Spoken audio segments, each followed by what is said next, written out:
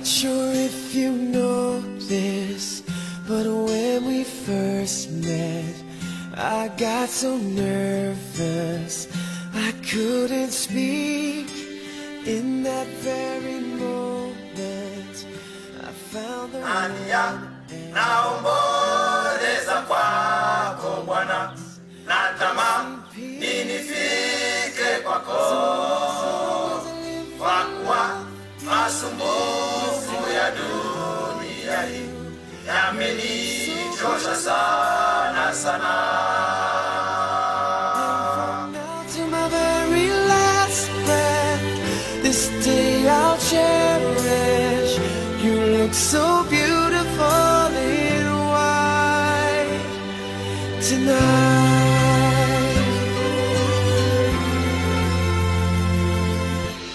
What we have is timeless, my love is endless, and with this ring I say to the world, you're my every reason, you're all that I believe in.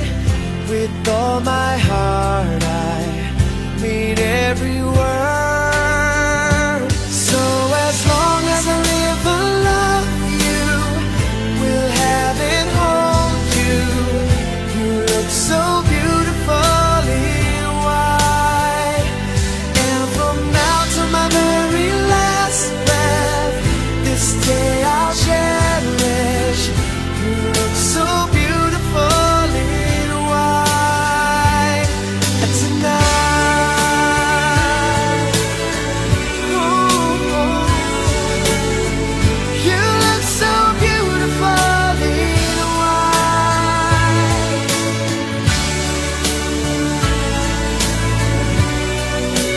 Na, na, na, na. So beautiful in white tonight. And if a daughter is what our future holds, I hope she has your eyes, finds love like you and I did. Yeah, but when she falls in love, we'll let her go, and I'll walk her down the aisle. She looks so beautiful.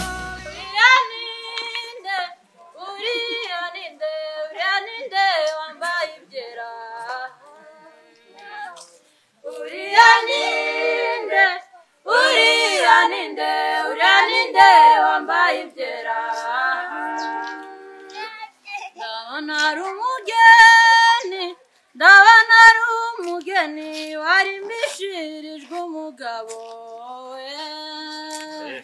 Ndabona ari umugeni warimbishirijwe umugabo we. Yerusalemu izaba imeze umugeni warimbishirijwe. Mbese witeguye kuzaburiyo muri ubwo bukwe bw'umwana w'intama. Yerusalemu izaba imeze umugeni warimbishirijwe. Mbese witeguye kuzaburiyo muri ubwo bukwe bw'umwana w'intama. Abamarayika bazari benshi bazengurutse impande n'impande. Abamarayika bazari benshi bazengurutse impande n'impande. Muraho mwese, abamaze kugera hano. Watashe bagenzi bonongera gushushanya ngo tuzata bagenzi yo mwijuru, bizabaho munezero bagenzi utangaje. Ubukwe bwatashe bagenzi mwe nubwera ushushanyo ngo tuzataha bagenzi mwijuru bizabaro munezero bagenzi utangaje ubwo yasaza bagarutse ashagawe n'abamarayika twese tuzamusanganira umwuka wera tuyoboye ubwo yasaza bagarutse ashagawe n'abamarayika twese tuzamusanganira umwuka wera tuyoboye tunezerwe twishime kubw'ubukwe twatashe bw'umusore n'umukobwa barinze imibereho yabo urugamba rw'ubusore bakaba barushoje neza. numvise amajwi ameze amazi asuma nandi ameze nk'ay'abacuranzi abera bazaririmba indirimbo ya Mose ndetse n'indirimbo y'umwana w'intama. Haleluya, are are are, haleluya. Hosiana hosi, hosiana, hosiana hosi, hosiana. N'umugeni uzabavuye muri isi azaba yambaye ikanzu yera cyane niyo mirimo myiza yo gukiranuka ngaho wibaze nawe niba uzayambara.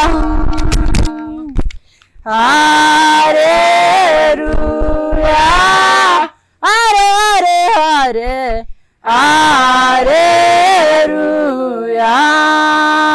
Hosiana hosi, hosiana, hosiana hosi, hosiana.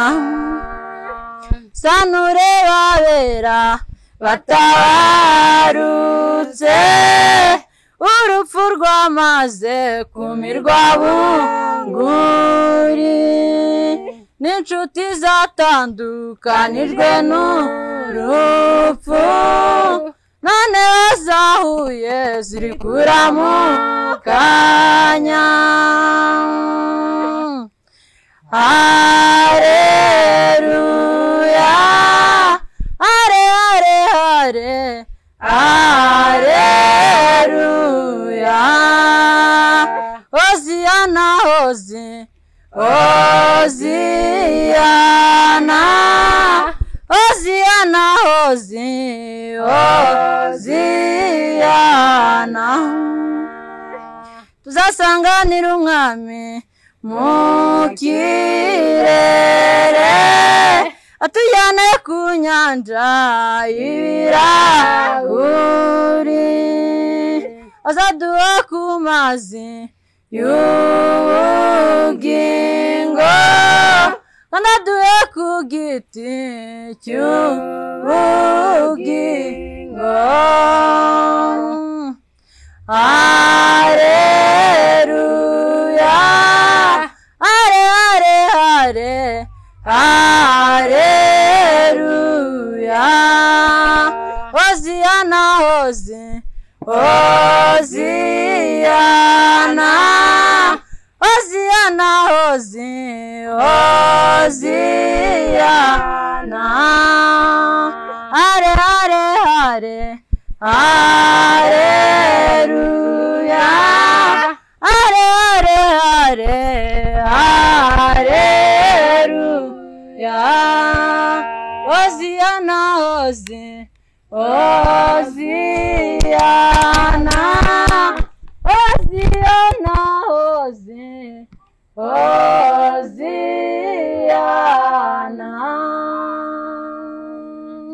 Mubyeyi wacu udukunda, turagushimiye cyane wakomeje kuturinda tugeze muri aya masaha tugihumeka, izina ryawe rihabwa icyubahiro.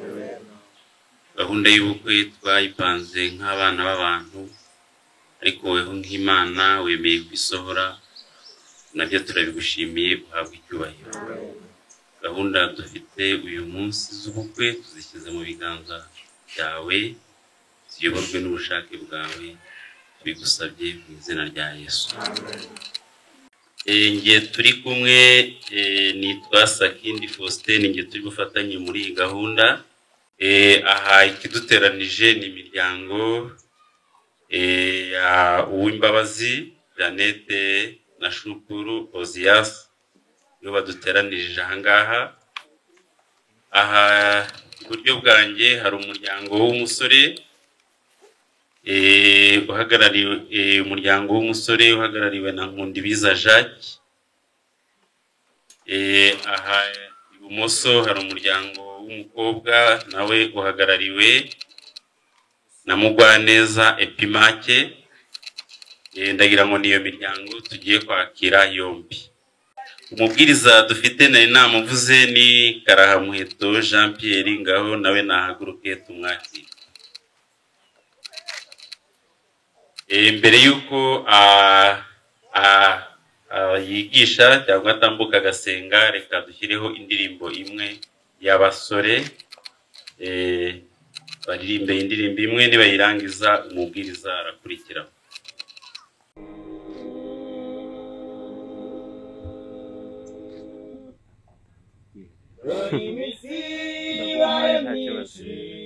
Dutegereje uyu munsi mwiza, n'umunsi wanyu uje twese gutaha ubukwe bw'ababiri. Imana yabarinze cyane mu bigeragezo by'umusore, ngaho nimwicare munezerewe kuko mwatsinze ibigeragezo. Dore iminsi ibaye myinshi, dutegereje uyu munsi mwiza, n'umunsi wanyu uje twese gutaha ubukwe bw'ababiri. Imana yabarinze cyane mu bigeragezo by'umusore, ngaho nimwicare munezerewe kuko mwatsinze ibigeragezo. Iteka mu mahoro n'ibigeragezo, mushikame Uwiteka azabafashe maze musazane. Iteka mu mahoro n'ibigeragezo, mushikame Uwiteka azabafashe maze musazane. Mutangiye urugendo rushya, rwiganjemo amahwa n'imisozi, aho Satani adasinzira ashakashaka uko abateranya, azanyura mu bavandimwe, inshuti zanyu n'abaturanyi. Abantu bakunda hano bakuze nanjye nahakunze. Muzazanye mushikame musabe Yesu abarwaniye. Umuzungu koko. Mutangiye urugendo rushya, rwiganjemo amahwa n'imisozi, aho Satani adasinzira ashakashaka uko abateranya, azanyura mu bavandimwe, inshuti zanyu n'abaturanyi. Ariko muzarwane mushikame musabe Yesu abarwaniye. Azazanye muzabanditeka mu mahoro n'ibigeragezo, mushikame Uwiteka azabafashe maze musazane. Azazanye muzabanditeka mu mahoro n'ibigeragezo, n'iteka azabafashe maze musazane. Umva mukobwa ugirwa inama wibagirwa ijambo ry'iwanyu, uzamenye ibigukwiriye uzuza inshingano z'umugore, kandi nawe musore nuko uzuza inshingano z'urugo. Niyo masengesho tubasabiye muzabana ubuziraherezo. Umva mukobwa ugirwa inama wibagirwa ijambo ry'iwanyu, uzamenye ibigukwiriye uzuza inshingano z'umugore, kandi nawe musore nuko uzuza inshingano z'urugo. Niyo masengesho tubasabiye muzabana ubuziraherezo. Nasezeranye muzabana iteka mu mahoro, ibigeragezo mushikame, Uwiteka azabafashe maze musazane. Nasezeranye muzabana iteka mu mahoro, ibigeragezo mushikame, Uwiteka azabafashe maze musazane.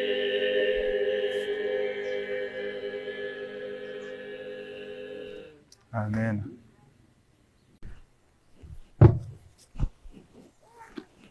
Muraho mwese, turabasuhuje ngo Uwiteka duhire Yesu ashimwe.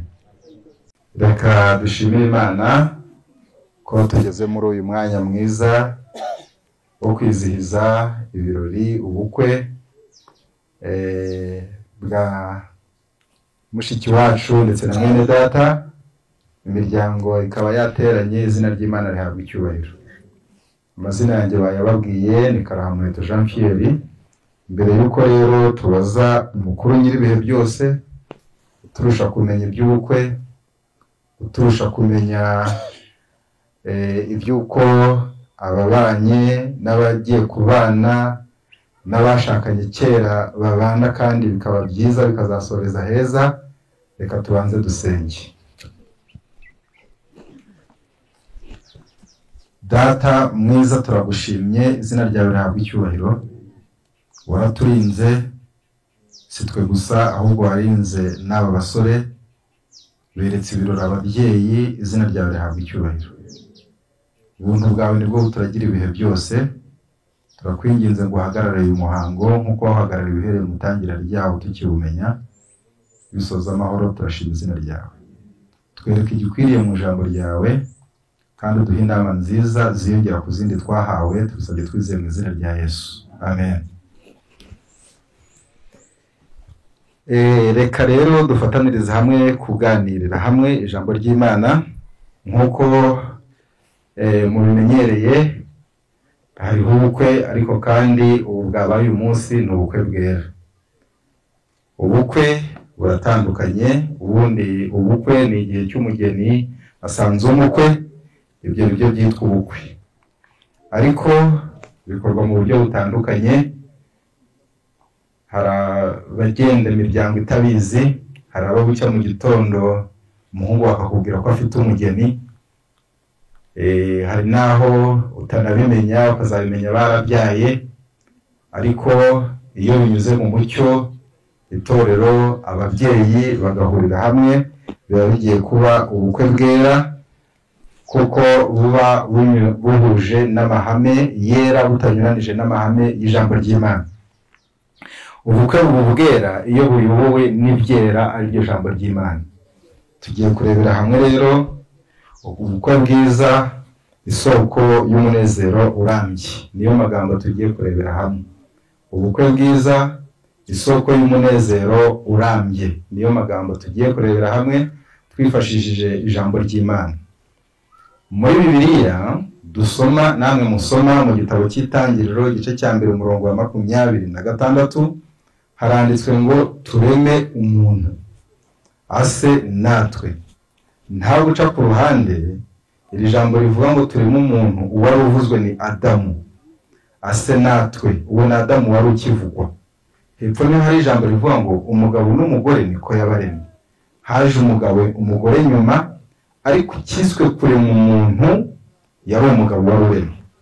Mu gitabo cy'Itangiriro, reka dusaba harendra zo kudufasha mikoro. Yego. Mu gitabo cy'Itangiriro, igice cyaho ni icya 2, ho hagaragara igice cya 2 ho hagaragara amagambo nifuje kugira ngo nongere nsome wa muntu wavuzwe ngo tureme umuntu. Itangiriro igice cya 2 ndasomamo aya magambo akurikira. Kandi Uwiteka Imana iravuga iti si byiza ko uyu muntu aba wenyine, reka muremere umufashe umukwiye. Tugitangira Itangiriro 1:26 urahagarara yenda hari. Itangiriro 1:26 havuze ngo tureme umuntu. Itangiriro 2:18 haranditswe ngo kandi Uwiteka Imana iravuga iti si byiza ko uyu muntu aba wenyine. Aracyari wa muntu. Uyu muntu uri kuvugwa rero izina rye ni Adamu. Uyu uri kuvugwa niwe wiswe umuntu aremwa, na niwe wiswe nanone ngo si byiza ko aba wenyine, reka muremere umufashe umukwiye. Reka muremere umufashe umukwiriye. Uwiteka Imana irema mu butaka amatungo yose n'inyamaswa zo mu ishyamba zose n'inyoni n'ibisiga byo mu kirere byose, ibizanira uwo muntu ngo imenye uko abyita. Kandi uwo muntu yise ikintu cyose gifite ubugingo aba ari ryo riba izina ryacyo. Uwo muntu nani w'ikivugwa na Adamu yita amatungo yose n'inyoni n'ibisiga byo mu kirere n'inyamaswa zo mu ishyamba zose, ariko umufasha umukwiriye yari ataraboneka. Uwiteka Imana isinziriza uwo muntu buticura, imukuramo urubavu rumwe ihasubiza inyama. Urwo rubavu Uwiteka Imana ikuye muri uwo muntu iruhindura umugore imushyira uwo muntu. Aravuga ati uyu ni igufa ryo mu magufa yanjye, akanakara ko mu mara yanjye, azitwa umugore kuko akuwe mu mugabo. Nicyo gituma umuntu azasiga se na nyina akabana n'umugore w'akaramata bakaba umubiri umwe. Kandi uwo mugabo n'uwo mugore bombi bari bambaye ubusa ntibakorwe n'isoni. Uko ni kubukwe bwa mbere bwabaye hano muri iyi si. Ngaho reka dufatanye kugira ngo twumve aya magambo, duteruke ahangaha tumaze kubona icyo turi bugereho. Icya mbere nuko umuntu kuba wenyine ari we witwa umugabo atarabishoboye, atari yuzuye. Mu kuba umuntu no kuba ashyitse, kugira ngo umugabo ashyitse, nuko yari akwiriye umuba iruhande. Uwamubaye iruhande yitwa Eva. Barahuje kuko uko yaremwe. Mu gitabo cyitwa Abakurambere n'Abahanuzi haranditse ngo Eva yari second life of Adam, yari ubuzima bwa kabiri bwa Adam. Ni ukuvuga ngo kumubura cyari 1/2 cy'ubuzima bwe kibuze. Kuba hari ni 1/2 cy'ubuzima bwe kibitswe muri Eva. Ubwo nibwo busobanuro bw'umugabo n'umugore, kuko Imana ijya kubabara ari babiri. Twebwe mu isi twababaza ari babiri, tukababona ari babiri, ariko Imana yababonye ari umwe. Niyo mpamvu birivuga ngo nicyo gituma umuntu azasiga se na nyina akabana n'umugore w'akaramata bakaba umubiri umwe. Muri iyi si mu mibare dukora, mu mibare twiga, rimwe guteranyaho rimwe bibyara kabiri. Ariko Imana yo iri mu bushobozi bwayo yafashe umugore imuteranyaho umugabo, baba umuntu umwe, batekereza bimwe, bakora bimwe, bahuza amaraso, bahuza abana, bahuza umutungo, urugo rukaba rumwe kandi rurimo babiri. Bavukiye ahatandukanye, barezwe mu buryo butandukanye, bari ibyo kurya bitandukanye, ndetse bavutse no mu myaka itandukanye no mu bihe bitandukanye, ariko Imana ikabihuza bagasazana bari umwe, bakoze urugo rumwe. Iyo ni formule Imana yakoze hano muri iyi si. Mwene umuntu atarabonera umuti, aho bari babiri bahuza, ababyeyi atari bamwe, batarariye bimwe, batarize hamwe, batarakoze hamwe, badahuje, Imana ikabihuriza hamwe. Uko guhuza rero gukwiriye kurindwa, kuko nibyo byitwa urugo, nibyo byitwa gushaka, nibyo Imana yageneye mwene muntu ngo bimubere umunezero. Mwene muntu akiri hano kuri iyi si ari wenyine, igihe yabonaga ibyaremwe byose buri kimwe cyose gifite icyacyo yabonye nta munezero. Imana ibonye ko atari byiza ko aba wenyine ivuga ko igiye kumuremera umufasha umukwiriye. Umufasha umukwiriye yaramubonye. Ibi byerekana ko umugabo ari umutwe nanone nk'uko tubona mu gitabo cya Efeso, naho umugore akaba ingingo. Ibice byose bikorerwa ku mubiri cyangwa se imirimo yose ikorwa ku mubiri wa mwene muntu ikontororwa cyangwa se igengwa n'umutwe. Uyu mutwe dufite niwe utekereza, niwe ubwira amaso ngo nahume, niwe ubwira akanwa ngo nikavuge, niwe utuma intoki zikora, niwe utuma amaguru agenda, niwe ubwira ingingo ngo hina wicare. Uyu mutwe urimo byinshi cyane, niyo mpamvu nawo wawusiga wonyine ntiwagenda cyokoze kuko wasigarana akanwa wavuga, ariko ntiwaterura uyu mutwe. Hari byinshi utakora kuko n'umutima uri mu ngingo zo hepfo ndetse n'ibihaha, kubaho kwawo nawo ntikwabaho. Niyo mpamvu mu mara y'ubwoko buri umuntu agira, amara manini n'amara mato, Imana yageranije umugore nkaho ari rimwe mu mara y'umuntu agira. Nakara ko mu mara yanjye umuntu agira amara y'ubwoko bubiri, hari amara manini n'amara mato. Umugore ni umwe mu mara y'umuntu agize. Hatabayeho kubaho kw'amara ubuzima amara atabayeho ubuzima bwa mwene muntu ntibwaboneka. Kandi aya mara yose arafashanya. Ni akagufa ko mu magufa yanjye. Mu magufa yose umuntu atunze nta gufa umuntu yakuramo ngo atitwa akajoriti. Nubwo hano inyuma dushobora kubibona bikagaragara ko yenda nta cyabaye, ariko kandi ubuhengamye ntuba wuzuye. Mu magufa 206 umuntu agira, ako wakuramo akariko kose ako kagufa, aho hantu hasigara hari icyobo, kandi icyo cyobo gisigaye kigutera ubumuga. Kugira ngo umuntu ahagarare yemye reka tubigereranye nuko kugira ngo umuntu ahagarare hari akagufa kitwa ingasire kari aha ngaha gatuma umuntu ahagarara yemye. Aka kagufa iyo umaze guhagarara ntikajya kemera ko byongera kubirimbukira imbere ngo imbere. Kemera ko uhina wicara inyuma, ariko nikemera ko uhina ujya imbere. Aka kagufa wagakuraho ubuzima bwawe bwa burangiye, akatwita ingasire, waba akajoriti.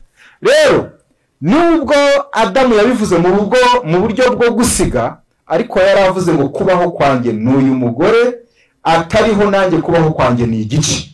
Niyo mpamvu Imana yavuze ko umuntu azasiga se na nyina akabana n'umugore we akaramata, kuko aribwo azaba yuzuye. Uyu munsi rero ibyashojwe na Shukuru bigasozwa n'uyu mushiki wacu, ni ukugira ngo habeho kuzura k'umunezero, hanongere kubaho ukubaho k'urugo rushinzwe mu isi mu zindi zari zihari.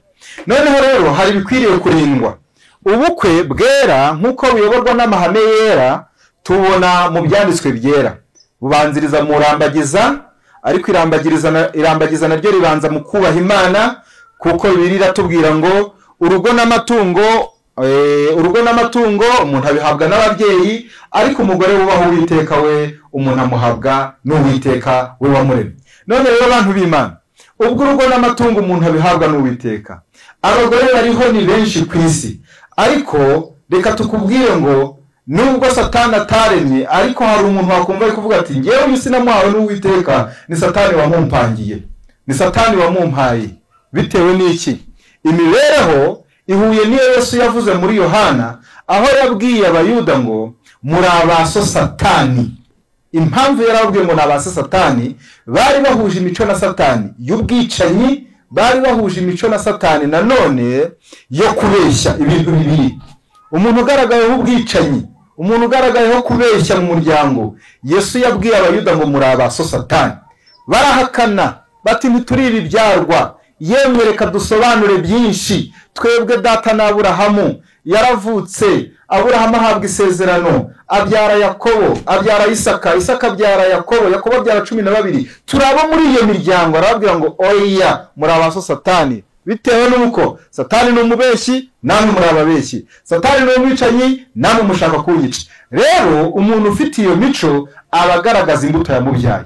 Birakwiriye rero kugira ngo ubukwe bube bwiza n'umuryango uzabe mwiza, bawe ufite imbuto nzima, ari iyo mbuto ituruka ku kuba umuntu hawe umugisha n'Uwiteka.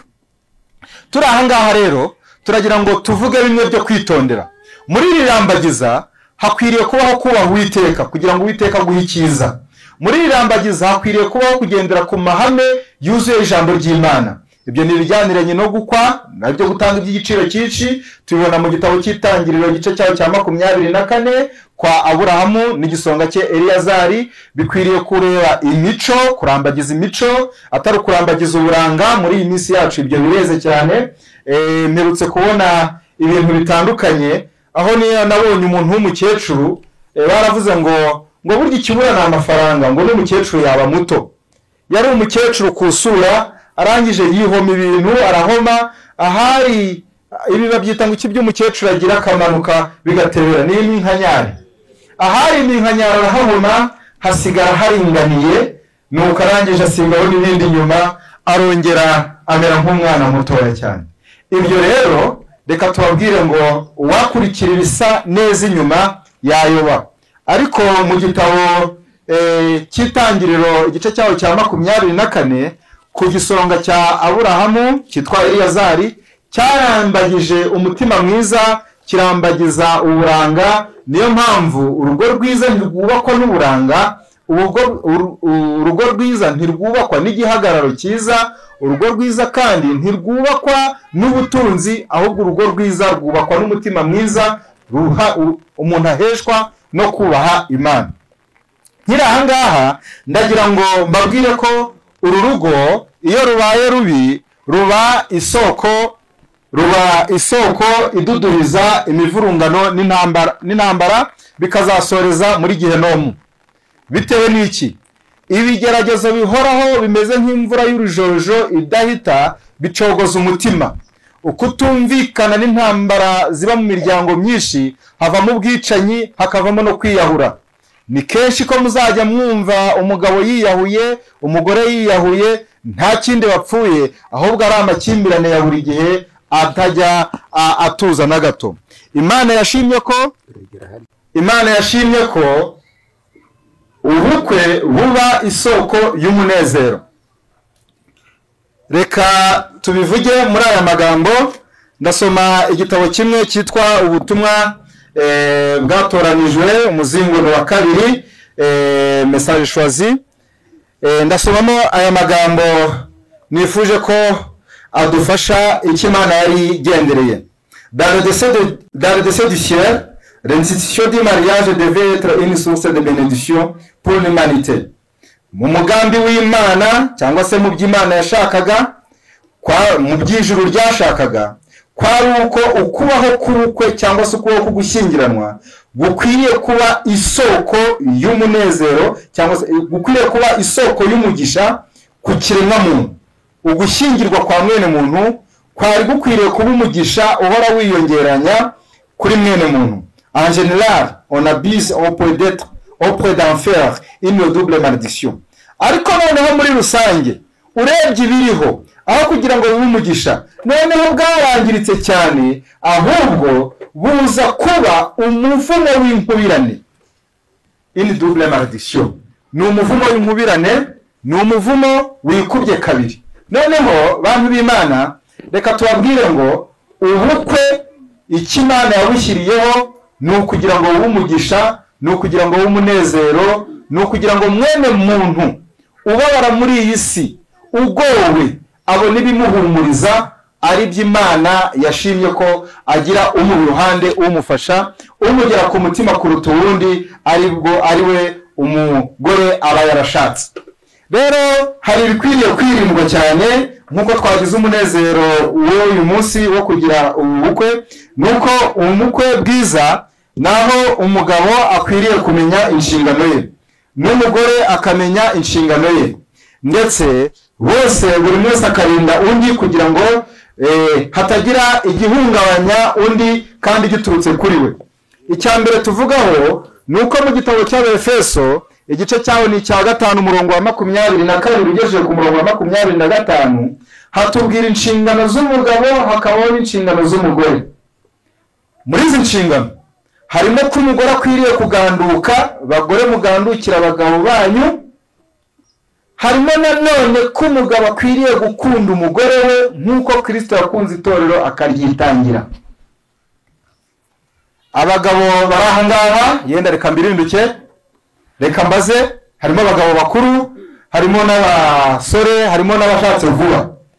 Umugore yahawe kuganduka, umugabo nawe yahawe gukunda umugore we. Ndagira ngo mbabaze, namwe mutekereje ninde wahawe igikomere? Umugore yahawe kuganduka, umugabo ahabwa gukunda. Ubwo muri rusange umugore yabwiwe gukora ibyo bamubwiye, sibyo? Umugabo nawe akongera kuzajya avuga sheri buri munsi. Nirwo rukundo? Ngaho reka mbabaze, tubiveho noneho tujye imbere. Ninde wahawe ikintu gikomeye? Ari wahawe gukunda, mukunda abagore banyu, n'uwahawe kuganduka. Ninde wahawe umuzigo uremereye? Kavuga ati ngiye Imana rwose yampaye umurimo ugoranye. Ninde wahawe ikiremereye? Uwahawe umuzigo uremereye ni uwuhe? Ni umugore? Umugore wahawe ikiremereye? Hano hariho ababyeyi. Ngaho reka mbabaze, muri kumva bahawe ikiremereye arabaye? Mwebwe ababyeyi mwahawe kuganduka gusa, gukunda baravuga ngo mwe mubyihoreye. None muri kumva mwarahawe ikiremereye cyangwa mwarahawe icyoroshye? Mwahawe icyoroshye. Aha, asubije nk'uwigishijwe. Murabyumvisha hari? Asubije nk'uwigishijwe. Ariko muri iyi si nta muntu wakumva ko hawe gutegeka ngo azumve ko hawe icyoroshye. Ariko nimba hari ibintu byiza ni ukuba umugaragu, turi kujyana hari, ugategereza kuganduka ugashimwa na shobuja. Mu gihe cyo shobuja azabazwa byose aribyo byitwa gukunda. Agomba kumenya ibyo urya, akamenya ibyo ukunda, akamenya uko ubaho, akakurinda ibikubabaza, akakugendera, agashaka umutsima, mbese akaba byose bizingiye muri we. Izingiro rya byose rikaba muri we. Umugabo yahawe igikomeye cyitwa gukunda, ariko ibiramambo nibo bakunda gake ugereranyije n'abagore. Tubisoma muri Bibiliya. Dawidi yarabivuze, abivuga kuri Yonatani, yaravuze ati Yonatani mwene mama urambabaje. Ari kuvuga Yonatani uburyo yamukundaga, yumvise ko yapfuye. Ati urukundo wankundaga ruta urukundo rw'abagore. Dawidi yarazi ko abagore bakunda, ariko aravuga ati uyu Yonatani we yarankunze arenza abagore. Noneho abagabo rero bahawe gukunda, bahabwa kugira ngo basigasire iby'umuryango wose kandi bikorwe mu rukundo. Gukora mu rukundo rero birimo byose. Urukundo rurimo byose. Udakunda ntazi Imana kuko Imana ari urukundo. Ubwo umugabo ni ukuba nk'Imana. Ni ukuzura kuvuga neza. Ni ukuzura gutanga gahunda nziza itunganye, ibyo biri mu rukundo. Ni ugutanga amategeko ari mu rukundo. Nta bubata buba mu rukundo. Ahubwo umugabo yahawe ikintu kirekire gikomeye cyane kugira ngo abashe gutunganya urugo neza nk'uko bikwiriye. Reka rero twegere imbere.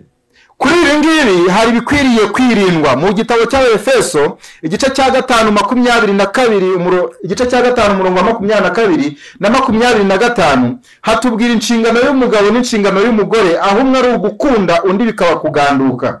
Ariko hari ibyo abantu bakwiriye kwirinda mu rukundo rwabo, haba kubashakanye, haba ndetse nanone no kuba agiye kurushinga, no kuba amaze iminsi, ndetse n'abatarigishijwe bakwiriye kwitaho.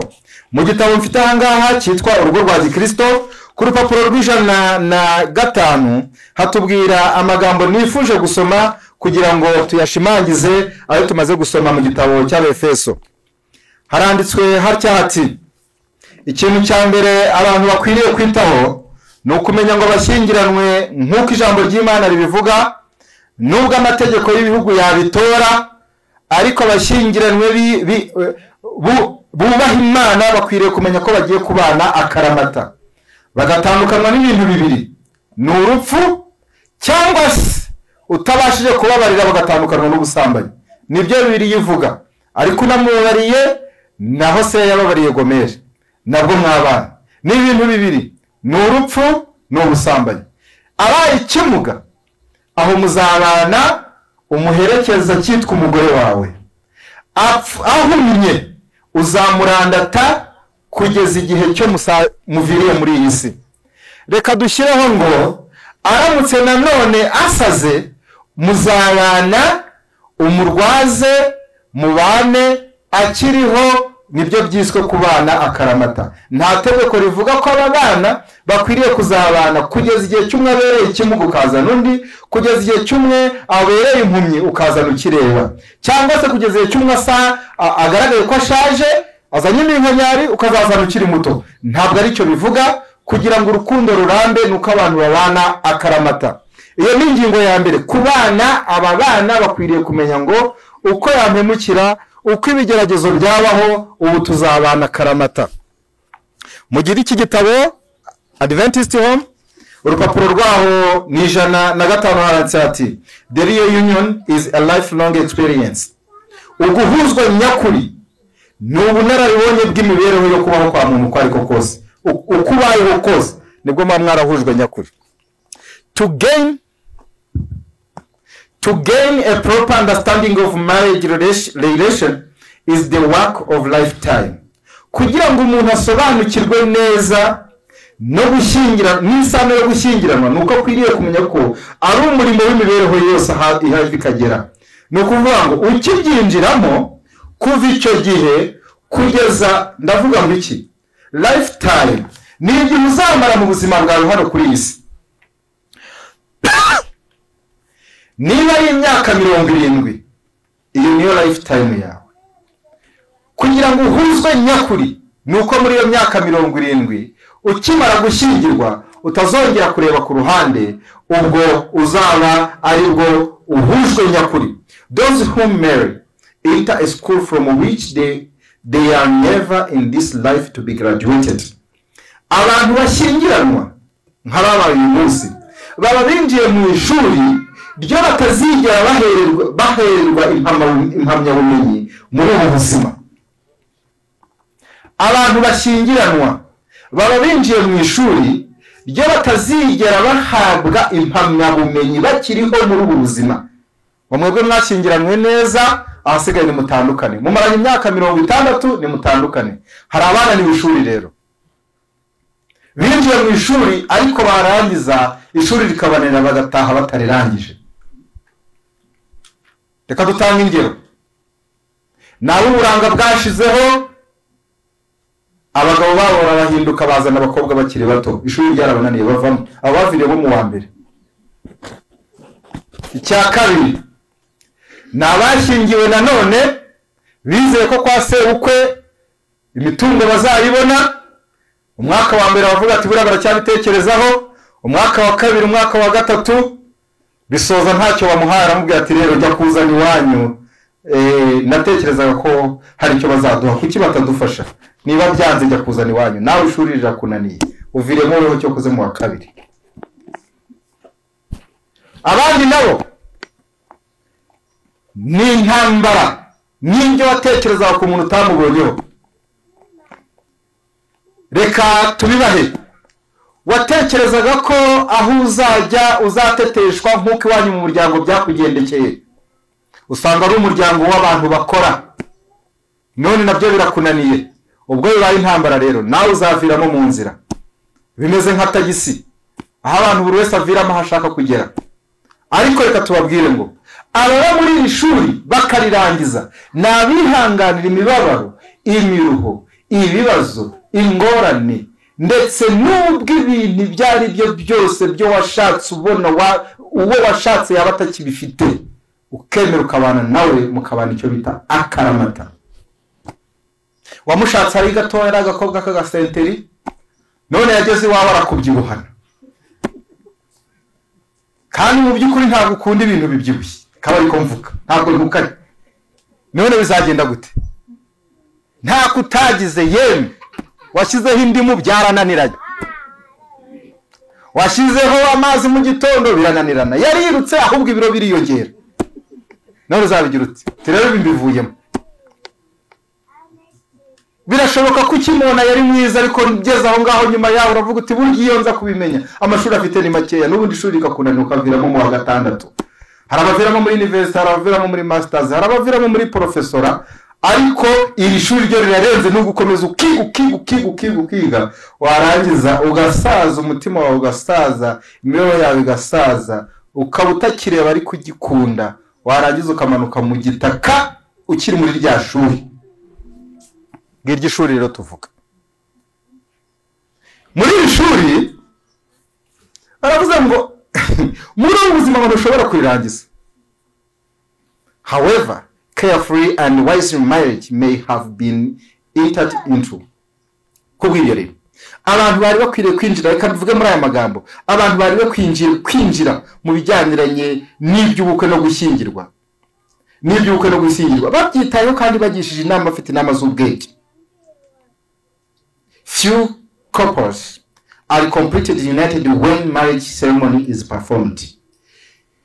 Couple cyangwa se abashyingiranwa ari babiri, muri benshi mu bukwe bujya bubaho abashyingiranwa ari babiri nibo baba bahujwe nyakuri mu buryo bwuzuye mu muhango w'ubukwe bwabaye uwo munsi, naho abandi biba bisa nko kutwereka ibirori ariko kandi badahuye, ahubwo ari ibintu bisa nkaho ari ibumba n'icyuma. Ndasoma hepfo ati the real union of two is wedlock in the work of the after years. Uguhuzwa nyakuri ni ingufu y'ubukwe, nikaba ariko mbyita y'umurimo uzagaragara mu myaka izaza. Ubu kuvuga ngo wedlock, uyu munsi aba babiri barafunganye, ariko kugira ngo tumenye ko byahuye nyakuri ngo tuzabimenya mu myaka izaza, nibwo tumenya ngo burya bya bindi byabayeho. Niyo mpamvu n'abanyarwanda hajya habaho ibyo bita ngo ni indongoranyo, ntabwo bajya bayitanga uwo munsi, bajya bareba ngo mureke turebe nimba zamarayo kabiri. Nuko hashira imyaka 10 cyangwa se imyaka 5 akavuga ngo yabaye dahabyariye kabiri, bakabahima. Niyo kuvuga ngo burya byarafashe, umukobwa wacu yageze byarakunze, za ngeso yaraziretse, umuhungu wacu nawe ni mwiza, afite imico myiza. Ibyo nibyo birabivuzwe. Reka rero ngari imbere, ingingo ya mbere na karamata. Ingingo ya kabiri, abashyingiranwa bakwiriye kwitondera bakanamenya nuko umwanzi igihe icyari cyo cyose yifuza kubatanya, gutanya. Satani ntabwo ahuza imiryango, ahubwo yifuza ko yatana iyi si kuzura ibiserero. Ndasoma aya magambo. Satan is ever ready to take advantage when a matter of variance arises. Satani ahora aregeye, ari maso, areba mu bagize umuryango ko haboneka kana kari gatoya cyane kahaguruka muri bo ko kunyuranya, yarangiza agahagurukiramo. And by moving upon the objectionable hereditary traits of character and husband or wife. Hati ibyo akabikora biturutse mu mico y'umuntu aba yararazwe n'ababyeyi, ibyo bitererekanye murage, cyangwa se mu mico yafite, yaba ari turuka ku mugabo cyangwa se turuka ku mugore. He will try to cause alienation of those who have united their interest in the solemn covenant before God. Satani rero binyuriye aho ngaho ashaka gutandukanya abahujwe binyuriye mu ndahiro ikomeye cyane bagiriye imbere y'Imana. Ngaho reka tuhagire. Muzajya mwumva abashyingiwe bakiri bato bavuze ngo bazapfa ikijumba, niko mu Kinyarwanda bavuga. Ngo bariya ngo bashyingiwe bakiri abana ngo bazapfa ikijumba. Ariko muzasanga ubukwe bukomeye cyane, muzasanga n'ingo zikomeye n'abasaza, ibyo bari gupfa nabyo bimeze nk'ikijumba. Muzabyumva ahantu hatandukanye, kandi naho ngana henshi nigeze kumva mu minsi yashizeho mu bihugu byo mu majyepfo ya Afurika, iyo umuntu ashaka gutandukana ashaka n'impamvu, nta kindi abona ari burega ku mugabo akavuga ati my husband is not my age mate, umugabo wanjye ntabwo nganya nawe imyaka, andusha umwaka. Ngaho abashingiranywe banganya imyaka hano ni bangahe? Arampenda, andusha ubwenge. Nuko mu rukiko bakemera ikirego bakabatandukanya.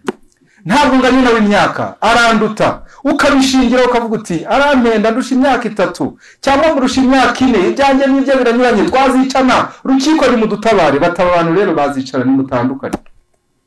Washaka impamvu kayibona.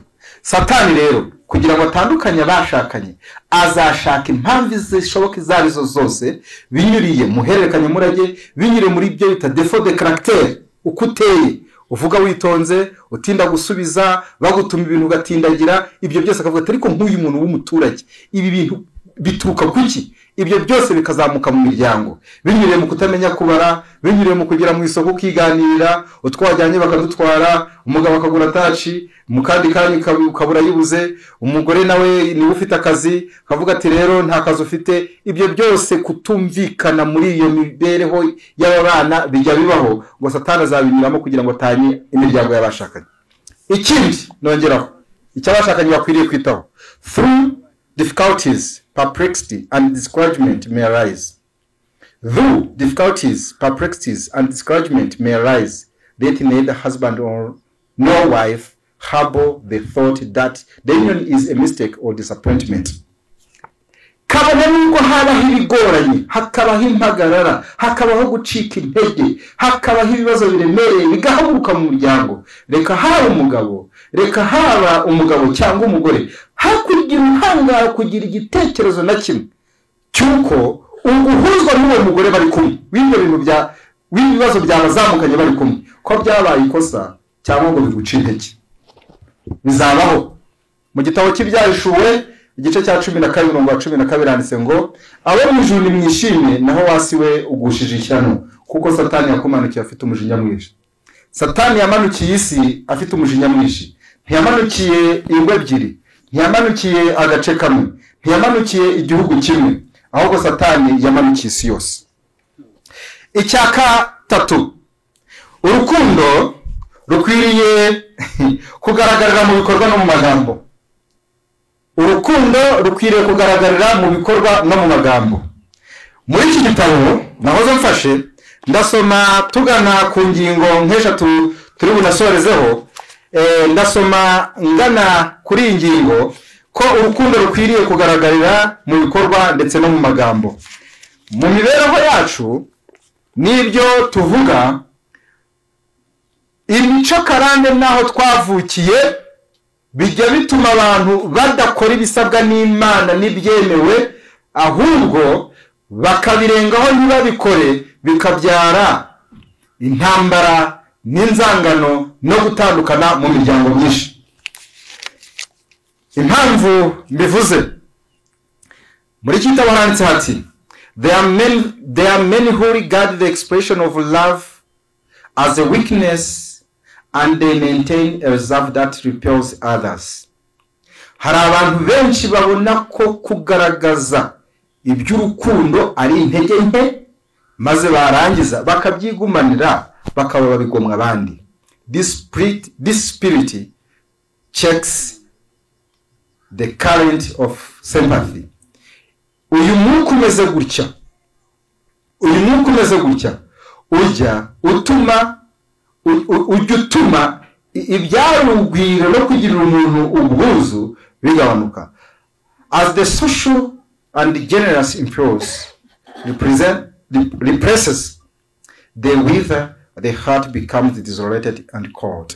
Uko umuntu abura ibyo ngibyo, akabura urugwiro, akabura kubana n'abandi, akabura amarangamutima, nta kindi cyo bibyara, ahubwo bibyara umusaka, bikabyara n'ubukonje ko mwashakanye cyangwa se ko wari ubigukeneho. We should be aware of this error. Dukwiriye kuba maso kuri iri kosa. Love cannot long exist without expression. Urukundo ntirushobora kubaho rudafite ibirusigasira, haba mu magambo ndetse habonetse no mu bikorwa. Ni gute noneho bikwiriye kuboneka? Nuko urukundo rutabonekeye mu magambo, express love in words and deeds. Urukundo rutabonekeye mu magambo ntirubonekere mu bikorwa, gumenye icyo ndakunda, gumenye icyo ndi yanga, ngo wirinde amagambo mabi, uvuga amagambo meza, ntabwo urukundo rushobora kuramba. Umugabo umwe yahamagaye undi mugore utari uwe, aramubaza ngo umugabo wawe aracyagukunda nk'uko yagukundaga mugishingirana? Yashaka kwinjira mu rugo. Namwe mbabajije icyo kibazo bavuga ngo byaragabanutse. Aracyagukunda nk'uko yagukundaga mbere? Igisubizo ni oya. Kubera iki rero? Ngo ntabwo rukwiriye kugabanuka, ngo ahubwo rukwiriye kurushaho kwiyongera. None urukundo rukagaragarira mu magambo, mu bikorwa ndetse rukongera rukanagaragarira no mu ndoro. Ibyo byose birarurinda. Ikindi abantu bakwiriye kuzirikana aricyo cya kane, nuko abantu bananirwa kugaragaza urukundo. Ibi ngibi byo kunanirwa kurugaragaza byo bibyara ikintu gikomeye cyane. Reka ngera ngaha, handitse ati a house with love in it, where love is expressed in word and looks, and this is a place where angels love to manifest their presence. Hati inzu igaragara mu rukundo muri yo, aho urukundo rugaragarira mu bikorwa, rukagaragarira mu magambo, rukagaragarira no mu ndoro, naho abamarayika bakunda kwibera, barangiza bakazana imirasire y'icyubahiro ndetse n'ubwiza. Noneho rero ibi bikwiriye gusigasira urukundo kugira ngo ubukwe bwabaye cyangwa se guhuzwa kwa babiri kwabaye kuzarushaho kuramba. Ndagera ku cyanyuma nuko abashyingiranywe bakwiriye kwihangana kugira ngo urukundo rwabo rusheho kuramba. Kwihangana bitera kuramba k'urukundo. Mu gitabo cyo mfite Adventist Home, urupapuro rw'112 niho nifuje gusoma aya magambo, ubundi tukagana ku ngingo dusorezaho. 112 hati much love and forbearance rewarded. Iyo abantu bakundanye kandi bakababarirana, bakihanganirana, baragororerwa. Without much forbearance and love, no earthly power can hold you and your husband in the bonds of Christ unity. Utagize urukundo no kwihangana byamagirirane, nta mbaraga iri hano ku isi ishobora kuguhuza weho n'umugabo wawe ngo bahurize mu bumwe bwa Gikristo, kugira ngo abantu barusheho gukomera, baba abakristo, n'ingo zabo zirusheho kugumana kuri ngo nyango atari izo bahora baza kuzimya buri kanya. Ngo nuko bakwiriye kwihanganirana kandi none urukundo rukaba magirirane. Noneho inama dutanga kugira ngo tugane no ku musozo no ku rupapuro rw'118, nifuza kugira ngo nsome aya magambo maze tukagana ku ngingo nababwiye ya nyuma. We must have the spirit of God. Birakwiriye ko tugira umwuka w'Imana, or can never have harmony in the home.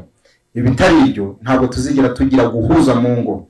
The wife, if she has the spirit of Christ, umugore nimba afite umwuka wa Kristo, will be careful of her words.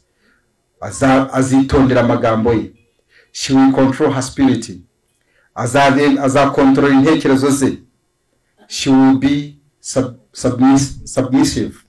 Azarubaha, and yet will not feel that she is born self. Ariko ntabwo azatekereza ko ari umugaragu, but a companion to her husband. Ahubwo azatekereza ko ari umufasha w'umugabo we. If husband is a servant of God, umugabo niba ari umugaragu w'Imana, he will not lord it over his wife. Ntabwo azategekesha ubutwaro umugore we. He will not arbitrary and exacting. Ntabwo azaba umutegeka ngo amenye nka arbitre wo gutegeka ibyo umugore wakora. We cannot cherish home affection with too much care. Ntabwo dushobora kusigasira urukundo igihe icyari cyo cyose tuzaba twifuza ko badukorera utuntu twari two twose. Byo bita too much care. Umugore nzanira ka nakarika kuri ruhande kampereze, ye umugabo umpereza ka yengera gutye, ibyo ngibyo ntibishobora gusigasira urukundo. For home, if the spirit of the Lord dwells there, is the type of the heaven. Kuko abantu bagira umwuka w'Imana muri urwo rugo, bizaba ari ikimenyetso cy'ijuru, rizaba ari ijuru ritoya. Ingingo iheruka twisoma mu gitabo cy'Itangiriro, igice cyaho ni cya 24, niyo nifuza kugeraho. Haranditswe hatya ati Itangiriro 24, umurongo waho umurongo wa 57 hati baramusubiza ati reka duhamagara umukobwa tumubaze twumvire muva mu kanwa. Bahamagara Rebeka baramubaza bati urajyana n'uyu mugabo? Arabasubiza ati turajyana. Basezera kuri Rebeka mushiki wabo n'umurezi, basezera umugaragu wa Aburahamu n'abantu be, bifuriza Rebeka umugisha, barababwira bati mushiki wacu uzabe nyirakuruza w'abantu inzovu ibihumbi, urubyaro rwawe ruzahinduke amarembo y'abanzi barwo. Rebeka arahagurukana n'abaja be bajya ku ngamiya zirabaheka, bakurikira uwo mugabo. Uwo mugaragu ajyana Rebeka aragenda. Icyo imiryango yifuza n'abatashye ubukwe twese twifuza ni urugo rw'amahoro. Niyo mpamvu abasaza, abagabo, ababyeyi baba baje gushyigikira urugo rushya, kugira ngo uru rugo ruzabaho abantu baruhukira, kugira ngo uru rugo ruzabe umuti w'indwara yamaze kuba gikwira yo gutandukana kw'imiryango, abantu barebereho bifuza imiryango mizima. Uru rugo bakarwifuriza guheka, bakarwifuriza kubyara, kandi bakarwifuriza nanone n'amajyambere y'iyi si, kugira ngo babashe gutunga, ndetse nanone n'amajyambere y'iby'umwuka kugira ngo bazabone ubugingo buhoraho. Icyo bakwiriye kwirinda muri iki gitabo ntabwo ndi buhasome, ngo ni uko uhereye uyu munsi bakoze icyo bita uruziga rw'umuryango, ngo nta muntu n'umwe ufite uburenganzira bwo kurwinjiramo. Uku kurwinjiramo si ukudafasha ababyeyi babakomokaho, aho bamwe bamajije kwita ababyeyi babakomokaho ngo ni inyonjo, ngo ubu turashyingiranwe, ariko ntabwo nshaka inyonjo. Inyonjo ni akandi kantu k'umuntu aheka inyuma kari ku mubiri we. Ubu uri umugabo, inyonjo zikureho. Inyonjo ni ababyeyi, ni babyara bawe. Turi babiri, inzu yacu tugomba kubamo turi babiri. Oya, imiyoborere niyo batinjiramo, ariko gufasha no kubera inyunganiza bababyaye bikwiriye gukomeza, rukaba urugo rwakira bose nk'urugo rwa Aburahamu. Ngana aho navuze dusoreza, nuko imigisha twifuriza abashyingiranywe ari ikomoka ku Mana, kugira ngo ubukwe bwabereye i Kana y'i Galilaya, Yesu akemeza ko byemewe n'ijuru. Natwe ahangaha amasengesho yacu tuyigire hamwe kuri mushiki wacu ndetse na mwene data, kugira ngo bazagire urugo rwiza. Ikindi ni uko muri iyi mibereho irimo intambara Satani ashaka gutanya, inama nkuru no kugira ngo abantu bazagire ku iherezo ryiza ari uko bakwiriye kwisunga Imana y'umuremyi. Izi ngingo zikwiriye kwitonderwa cyane kugira ngo abantu bahore bari maso. Icya mbere ni uko abashyingiranywe bagomba kumenya ko babanye akaramata, nta kongera kureba ku ruhande, ahubwo ni ukumenya ngo tuzatandukanywa n'urupfu, cyangwa se tubaye tukiriho Yesu akaza tuzazamukane mu bikari byo mu ijuru. Ni uguhora bari maso batekereza ko umwanzi yifuza gutanya, kandi urukundo rukwiriye kugaragarira mu bikorwa no mu magambo. Ikindi ni uko kunanirwa kugaragaza urukundo mu bikorwa no mu magambo ari intege nke, kandi bibyara gucogora. Ikindi ni uko abakundanye bakwiriye kwihanganirana, kandi urukundo rwabo rukaba amagirirane. Uruziga rw'umuryango ntihagire urwinjiramo, kugira ngo badasenyerwa n'abanzi. Imana y'amahoro iduhe kumva no kumvira. Ubwo mu gitabo cya Zaburi 45 hatubwira ngo hatubwira amagambo yuko umukobwa akwiriye kwifata n'umuhungu akwiriye kwifata. Natwe tubigira inama, dusengerane kugira ngo uru rugo rushinzwe uyu munsi ruzatubera isoko y'umunezero. 45 umurongo wa 11 ati, umva mukobwa utekereze utege ugutwi, kandi wibagirwe ishyanga ryanyu n'inzu ya so, nicyo kizatuma umwami agukunda, nicyo kizatuma umwami akunda ubwiza bwawe, kuko ari we mwami wawe nawe umuramye. Kandi umukobwa w'itira azazana n'impano, kandi abatunzi bo mu bantu bazagusaba kubahakirwa. Umukobwa w'umwami ari mu kirambo afite ubwiza bwinshi, imyenda yoheshejwe izahabu, ari buzanirwa umwami yambaye imyenda idaraje. Abakobwa bagenzi be bamukurikiye bari buzanwa aho uri, bari buzanishwe umunezero n'ibyishimo, binjire mu nzu y'umwami. Uko uyu munsi twese tunezerewe, abakobwa bakaza baririmba, twifuje kandi turanabisabye ngo bizakomeze bibe umunezero muri rugo rwashinzwe uyu munsi. uko abakuru nawe umuntu atahamagara ngo ndagushaka mu baze uyu munsi baje, niko twifuje imigisha yaba muri uru rugo, kugira ngo ubwo ari ibyera bizakomeze kuba ibyera, tuzagira n'amaherezo meza. Reka Imana y'amahoro irinda buri wese, ihire mushiki wacu, ihire mwene data n'abateranye ahangaha, ihire abafite ingo zimaze iminsi kugira ngo zirusheho gukomera, aho amakosa yabonetse bahihanganire, kugira ngo uyu murunga w'iminsi turusheho kuwuzinga neza, maze tuzasoze neza mu izina rya Yesu. Amen.